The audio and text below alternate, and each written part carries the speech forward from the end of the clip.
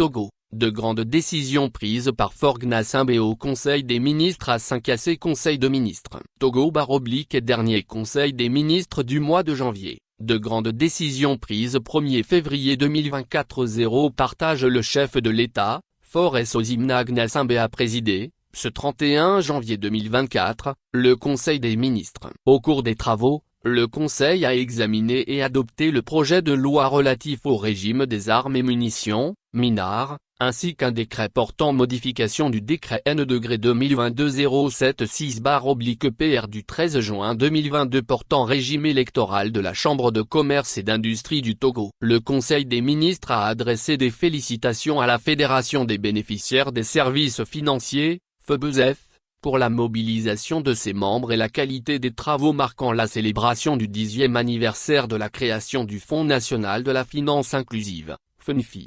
Compte rendu du Conseil des ministres du 31 janvier 2024. 1. Le Conseil des ministres s'est réuni ce mercredi 31 janvier 2024 sous la présidence de son Excellence Monsieur Faure Gnassingbé, président de la République.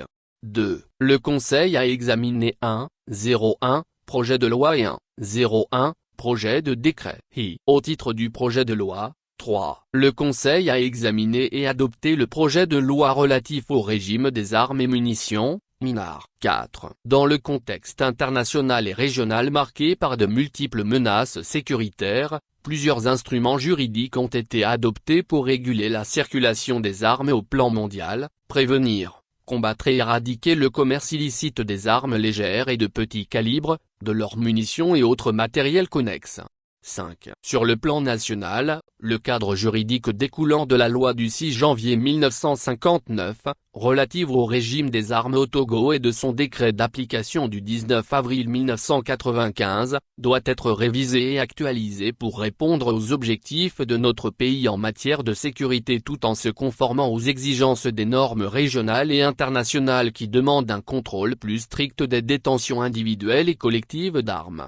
6. C'est l'objet du projet de loi qui édicte des mesures permettant aux services compétents d'exercer un contrôle effectif sur les activités relatives aux armes, notamment en encadrant leur catégorisation, leur acquisition et leur usage licite, et en renforçant les moyens de lutte contre la prolifération, la circulation et le trafic des armes, de leurs munitions et matériels connexes.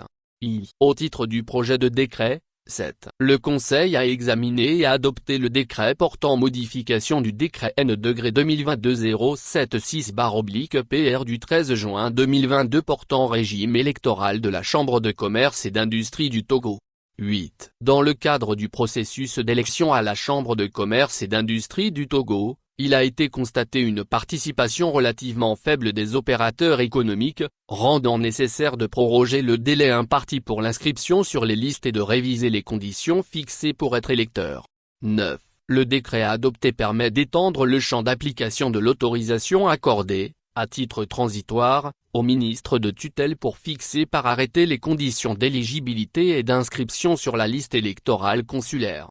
10. Ainsi, un arrêté du ministre du Commerce, de l'Artisanat et de la Consommation locale va désormais fixer la durée d'inscription et préciser les conditions d'inscription pour les candidats. Au titre des divers. 11. La ministre de l'Inclusion financière et de l'Organisation du secteur informel a rendu compte au Conseil des ministres de la tenue des activités marquant le 10e anniversaire de la création du Fonds national de la finance inclusive. Dans ce cadre, une tournée de formation entamée au mois de décembre 2023 a permis de renforcer les capacités de plus de 20 000 bénéficiaires dans toutes les régions du pays. 12. La restitution des réunions bilan ainsi qu'une foire ont réuni à Lomé des délégués issus de tous les villages, en prélude à l'apothéose du 25 janvier 2024 à laquelle le président de la